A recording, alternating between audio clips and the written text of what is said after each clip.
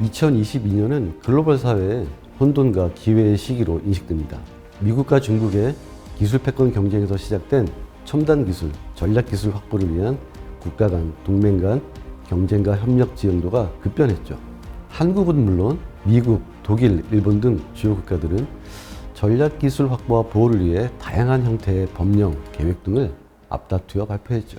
이러한 변화는 국제사회가 1990년대 자유무역에 기반한 효율 중심의 생산, 공급, 소비 체제에서 국가의 안보를 함께 고려하는 체제로 전환하고 있다는 증명입니다. 각 국가는 안보와 효율 사이에서 최적점 또는 균형점을 찾는 과정에 있는 것으로 보입니다. 기후변화는 더욱 빠르게 진행되어 세계를 위협하는 리스크로 작용하고 있죠. 그동안의 온실가스 감축과 적응 노력에도 불구하고 기후위험은 쉽게 관리되지 않는 것으로 보입니다. 이제 국제사회는 기술 혁신을 통해 기후위험을 줄이고자 노력하고 있죠. 특히 혁신 과정에서 기업의 참여가 더 많이 요구되고 있고요. 선진국과 개도국 사이의 책임 소재 논쟁과 갈등이 계속돼서 확대되고 있습니다. 다행히도 코로나19 팬데믹이 약화되고 있는 가운데 글로벌 사회는 예전의 사회 경제 활동 모습으로 복귀하는 중입니다. 이 과정에서 디지털 기술의 큰 역할과 기여가 확인되었죠. 그리고 코로나19에 따라 세계 각국에서 디지털 전환의 속도가 더 빨라지고 있습니다. 2022년의 혼돈 상황은 국제사회의 기술 혁신을 통한 미래 성장 주도 가능성 그리고 필요성을 확인해 주었고요.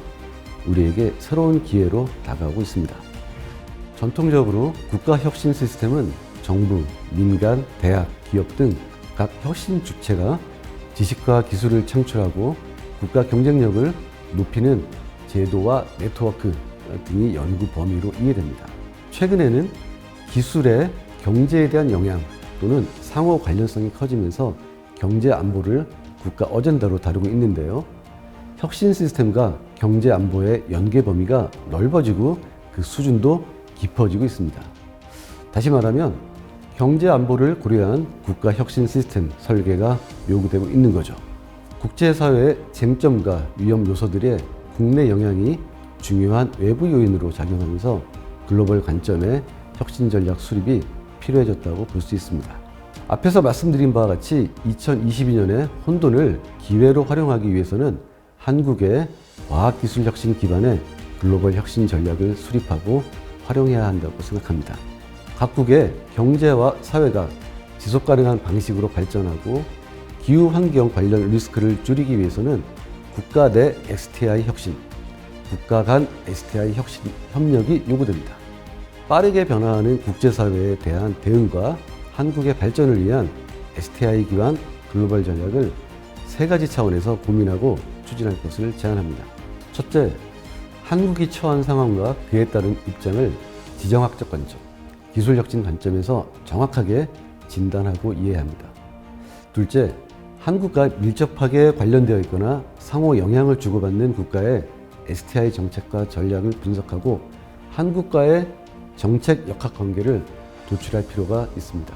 셋째, 한국의 상대적 이익 확보를 위한 수단을 개발하고 추진해야 합니다. 예를 들어 STI 다자 플랫폼을 활용한 과기혁신 다자 외교 수행, 양자 간 상호 필요에 기반한 STI 협력 수행, 한국 STI 정책 및 발전 목표와 연계한 전략적 공적 개발 원조 수행 등이 포함될 수 있습니다. 이와 같은 STI 글로벌 전략 수행을 위한 국내 거버넌스, 제도, 부처 간 역할, 연대 등에 대한 논의가 필요한 2023년입니다.